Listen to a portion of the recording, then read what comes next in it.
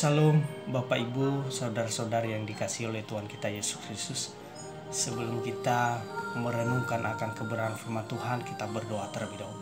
Bapa dalam surga, dalam nama Tuhan Yesus Kristus, saat ini kami mau mendengarkan akan kebenaran firman-Mu. Mohon kiranya Roh Kudus memberkati kami. Dalam nama Yesus kami menyambut firman-Mu. Amin. Bapak Ibu yang dikasihi Tuhan, renungan kita pada saat ini terambil dari Mazmur pasal yang pertama, ayatnya yang pertama sampai dengan ayatnya yang kedua, dan Matius pasalnya yang kelima, ayatnya yang ketiga. Saya bacakan buat kita semuanya. Mazmur 1 ayat 1 sampai 2. Berbahagialah orang yang tidak berjalan menurut nasihat orang fasik, yang tidak berdiri di jalan orang berdosa, dan yang tidak duduk dalam kumpulan pencemooh, tetapi yang kesukaannya ialah Taurat Tuhan, dan yang merenungkan Taurat itu siang dan malam.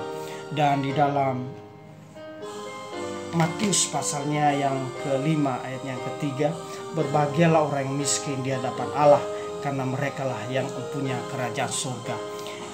Bapak Ibu yang dikasihi Tuhan, saya memberikan tema renungan kita, aku adalah orang yang berbahagia. Temanya adalah aku adalah orang yang berbahagia. Hidup di dunia ini biasanya yang orang cari adalah kebahagiaan. Saya tidak pernah menemukan orang yang mengaku dirinya bahwa ia seorang yang mencari sengsara, ia seorang yang mencari malapetaka atau kecelakaan. Semua orang di dunia ini berlomba-lomba mencari kebahagiaan. Siapapun dia, apapun profesinya, kedudukan sosialnya, dimanapun ia berada, dan sampai kapanpun pasti yang dicari adalah kebahagiaan. Mengapa demikian Bapak Ibu yang dikasihi oleh Tuhan?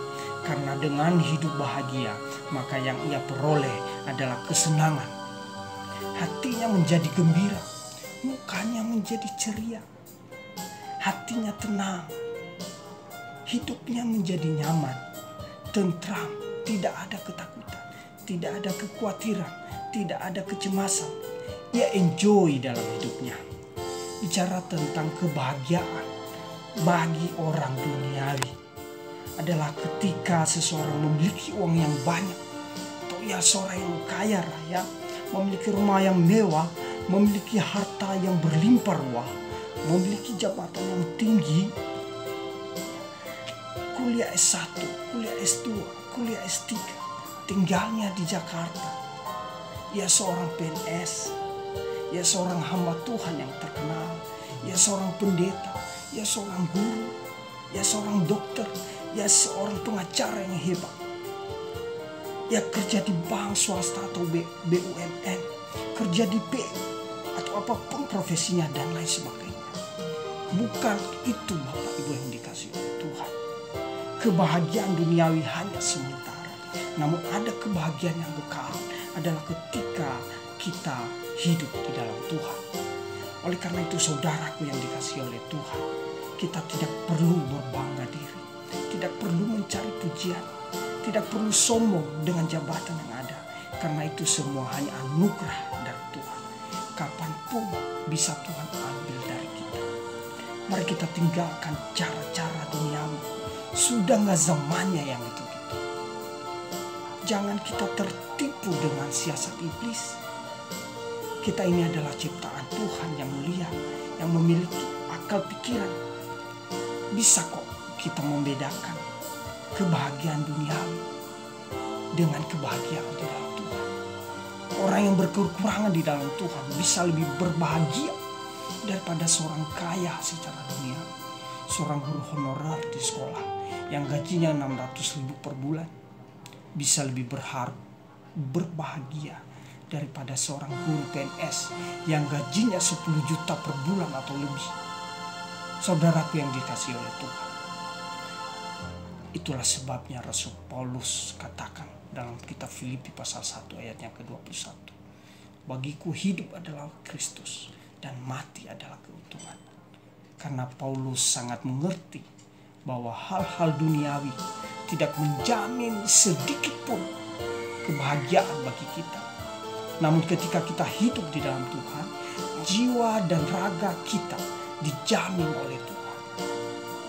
Kita pasti berbahagia baik di dunia maupun di akhirat. Lalu pertanyaannya adalah, bagaimana kita memperoleh kebahagiaan itu? sehingga kita berkata, aku adalah orang yang berbahagia. Perhatikan baik-baik saudara yang dikasihi oleh Tuhan. Yang pertama adalah berusaha untuk tidak melakukan dosa.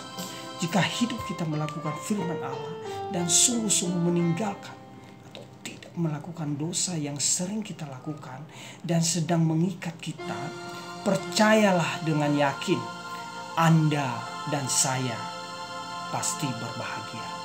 Mazmur 1 ayat 1. Yang kedua adalah memiliki kerinduan selalu untuk membaca dan merenungkan firman Tuhan sebagai penuntun hidup kita, sumber kekuatan dan berkuasa, serta sanggup memberikan kebahagiaan bagi hidup kita.